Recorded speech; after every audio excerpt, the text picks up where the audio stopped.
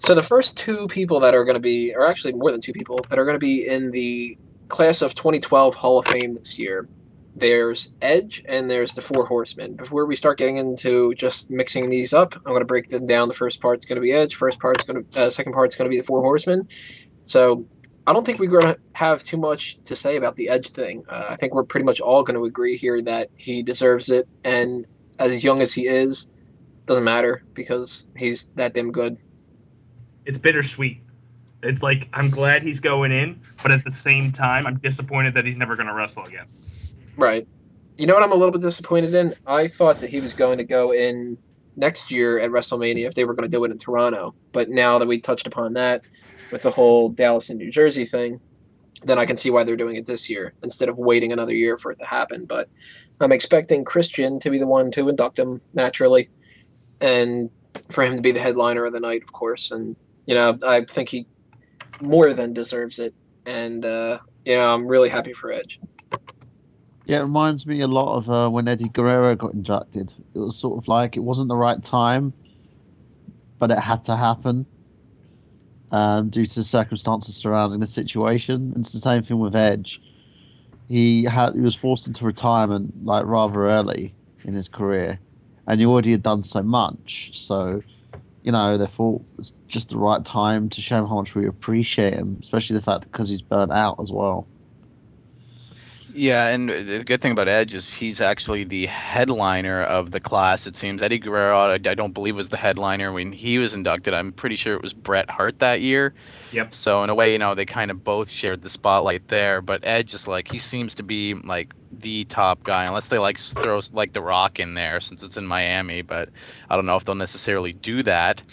I think a lot of people, when they talk about the first inductees and that for this year, probably a lot of people predicted it to be Edge, based on the circumstances of him having to retire. But as far as accomplishments go, I think he's won more titles than anybody in WWE history.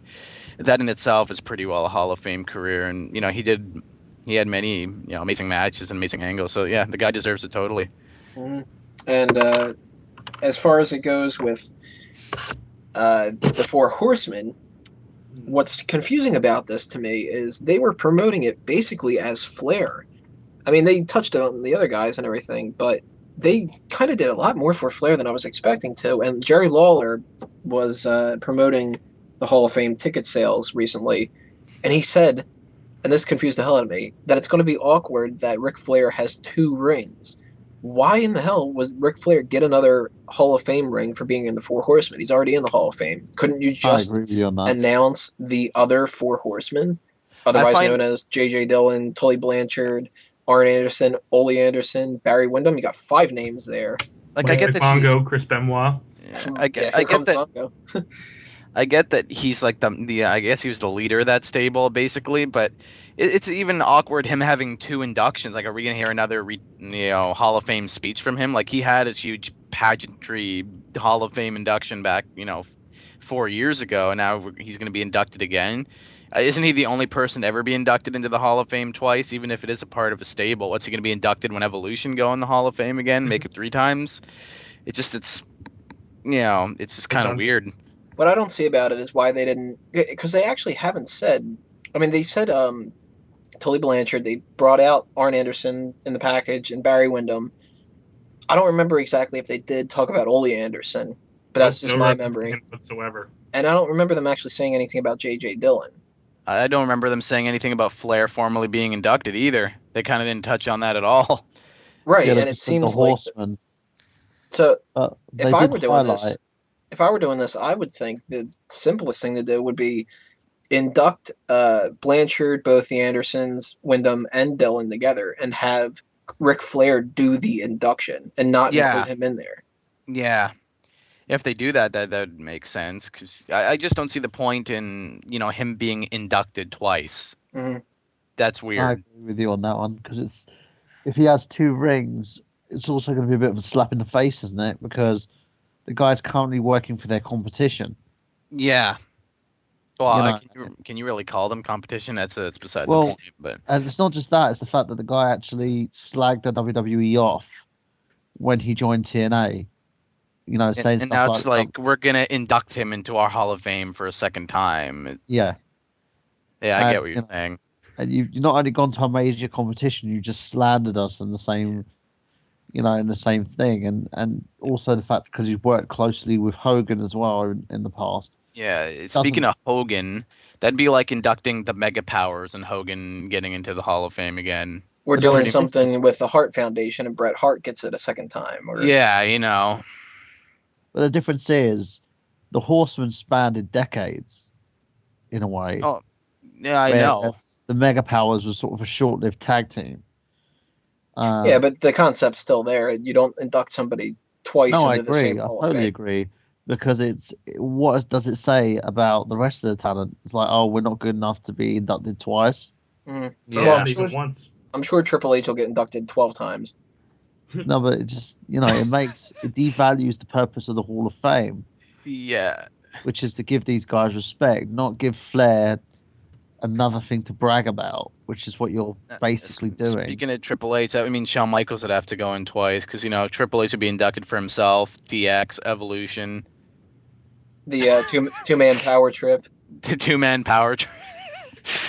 Just about everything. The corporation, Yeah. Himself again for the hell of it. himself His as nose. COO. So here's the part where Dace disagrees with us and says that he likes the idea of Flair going in twice. I honestly think he needs 10 rings. He's got so many fingers, he needs to fill them all up. So You know what he needs the rings for? He needs to sell them because he apparently needs the money if he's working for TNA. Apparently, but I've also- heard he has to work for life. For the rest of his life because he has that He much married debt. so many bloody women. Why didn't he just stop getting fucking married? Well, at the very least, Flair doesn't have that long to listened work. the first time around. For fuck's sake. That's what I thought. I thought he was done in 2008. And lo and behold, he ends up in TNA. It's just silliness, major silliness, and also the fact that he bastardized that ring by literally having a match with Jay Lethal for the freaking Hall of Fame ring. Well, I don't think it's any worse than Hogan letting Abyss use his ring for power in the same And organization. again, you're bastardizing the ring. Yeah, but Exactly. this is TNA. Why are you inducting someone who freaking mistreats the thing that you gave him? It's like the fact that he spat in Sean's face by having that match in the first place. They gave him such a big send-off, a big goodbye. They did everything they could to make Flair look like gold. And then the guy just shat all over it. They made him look good for over 8 years too. As soon as he got in the company, they were treating him like gold. They gave him his retirement ceremony is probably the best they've ever done for a retiring wrestler, in terms of a celebration of his career. And then he ends up going to TNA after, WWE put him over as this, respected legend in the industry. He is the guy, the wrestler. And then he goes and does he that. can't even hold his own freaking checks, man. The guy's literally going around borrowing money off of fucking TNA superstars because he can't pay his bills. It's stupid. So I'm a little bit confused about this Flair thing, but if he's getting the clearance from TNA to do this, or if he's telling them to fuck off and switching over to companies again, I don't know. We're just going to have to see. But I don't like the idea of Flair going in twice. I hope that that's not the case, and he actually just does the induction or something like that. But as far as I'm concerned, the Four Horsemen makes perfect sense for them to go into the Hall of Fame. Edge makes perfect sense for him to go Hall of Fame.